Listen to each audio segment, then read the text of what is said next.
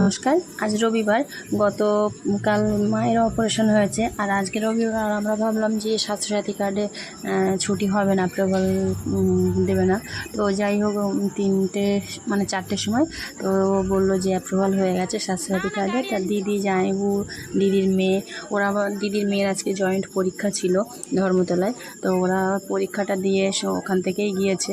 তো আমিও গিয়েছিলাম। তো তারপরে ছুটি দিয়ে দিল। তো মাকে দিদির মেয়ে একটু হাত ধরে নিচে নামিয়ে নিল লিফট থেকে। তারপর নিচে এসে জামাইবু একটা ওলা বুক করে দিল। জামাইবুর একটা গাড়ি ছিল, তো গাড়ির ড্রাইভার আমাদের একটা ওলা বুক করে দিল। সেই ওলা করে আমরা চলে আসলাম। আর দিদি, জামাইবু ওরা সব গেল ওদের গাড়িতেই।